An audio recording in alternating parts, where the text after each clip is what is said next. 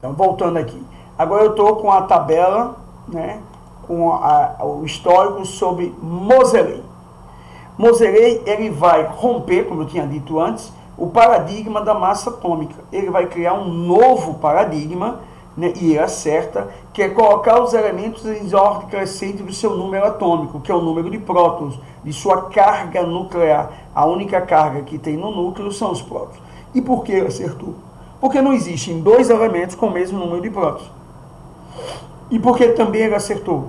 Se você disser assim, olha, no laboratório eu achei um elemento número atômico 26. Não, você não achou, já foi identificado, é o ferro. Não, eu achei o 26,3, impossível. Não existe 0,3 prótons. Ou você tem 26 ou você tem 27. E ambos já foram identificados. Então deu a tabela, desde 1913, uma segurança tabela periódica da classificação dos elementos para o mundo inteiro. Né? Todos só poderiam encontrar novos elementos após aqueles catalogados.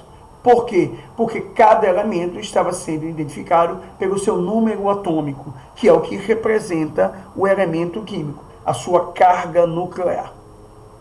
99,9% de toda a programação da química do ensino médio, e não nesse valor, mas um percentual bem elevado da graduação, se trabalha mais com a parte externa do átomo, a sua última camada. Não se altera o número atômico. Só uma parte da química vai alterar o número atômico e automaticamente altera o elemento, que é a química nuclear, a radioatividade. Então, praticamente todo o ensino médio trabalha com elementos mantendo o número de prótons. Ele altera o número de elétrons, mas não mexe no número de prótons. Porque se alterar o número de prótons, altera o elemento químico, que é o que representa ele. Então vamos lá. Usou o número atômico, né, aqui está o Moseley. Quando o átomo for ordenado em ordem crescente do seu número atômico, os problemas existentes na tabela de Mendeleev desapareceram. As propriedades físicas e químicas dos elementos são funções periódicas dos seus números atômicos, de suas cargas nucleares. Na tabela, os elementos estão arranjados horizontalmente em sequência numérica de acordo com os seus números atômicos, resultando o aparecimento de 7 linhas horizontais ou período. E essas linhas vai bater, por que 7? Vai bater com as camadas eletrônicas, né? Que depois a gente comenta porque a camada eletrônica começa, eu acho que o professor também, o outro professor falando sobre átomos, deve ter comentado. As camadas eletrônicas, por que não começa com a letra A, que é a primeira letra do alfabeto? Porque quando se surgiu as camadas eletrônicas, o químico que pensou nessas camadas, o Bohr, ele acreditava que no futuro poderiam surgir camadas anteriores. E aí, para não precisar refazer toda aquela estrutura, ele já começou pelo meio da tabela, pela ordem, no meio da ordem alfabética. Ah, não vou começar com A, eu vou começar com K. Agora, na verdade, por que ele escolheu K, não escolheu começar com L ou com M de Marcelo? Por que ele escolheu K? Porque na língua dele, K é a primeira letra da expressão caroço. E como era a primeira camada mais próxima do núcleo, o núcleo é o caroço, eu vou começar com a K por isso. 2 motivos. Primeiro, porque se esse trabalho fosse refeito no futuro, se descobrissem camadas anteriores a K, você não precisava alterar o trabalho todo, porque ele estava prevendo letras que antecedem a K. Se usasse A, aí teria um problema, teria que chamar de alfa, de beta, de A linha, a 2 linhas, para evitar essa questão didática. Ele preferiu começar pelo meio do alfabeto. Mas o K, e nesse meio ele escolheu o K, porque o K representa caroço, é a camada mais próxima do caroço, que é o núcleo atômico. Ok? Essas 7 linhas, na verdade, representam as 7 camadas eletrônicas, começando do K em ordem, na sequência do alfabeto até aqui. Tudo bem? Então vamos lá.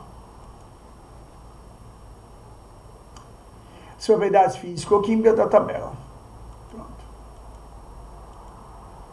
E depois surgiu, dentro da tabela Moseley, essa contribuição, que é a contribuição dos elementos da série dos lantanídeos e actinídeos, né? Chamados terras raras, para completar aquela organização da tabela periódica, se dá a esse químico, né? O Seaborg.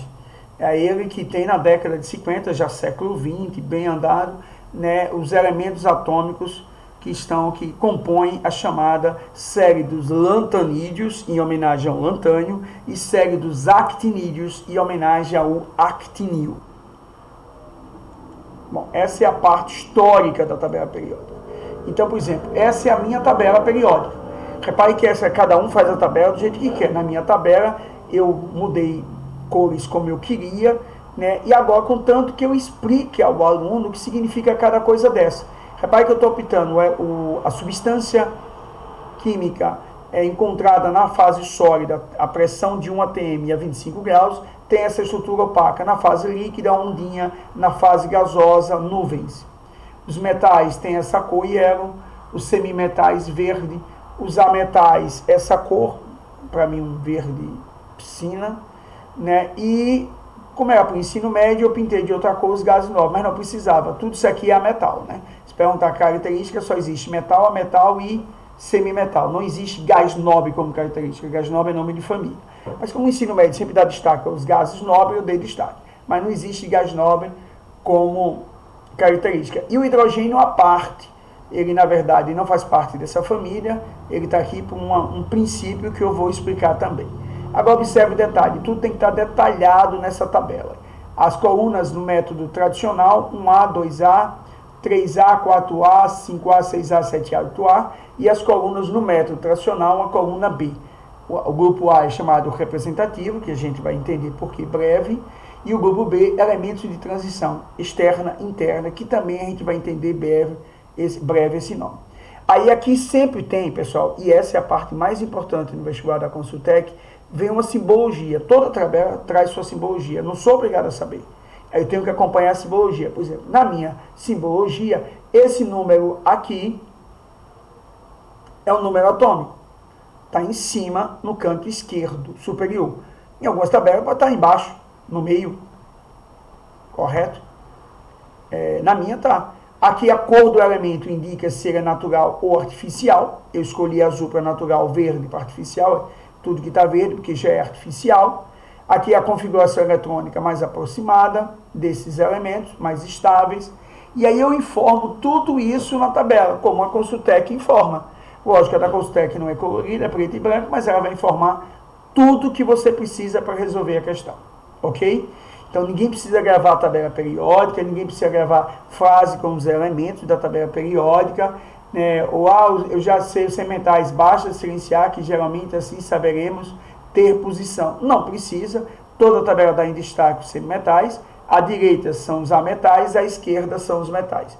O único ametal à esquerda é o hidrogênio. Ok? Pronto, aí é a tabela.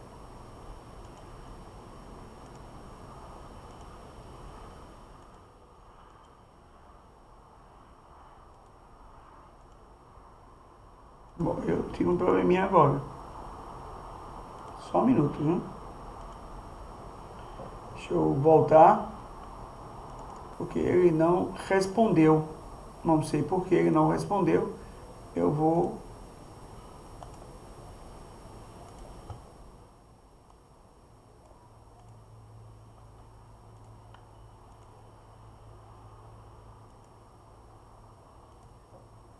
Pronto, essa é a tabela.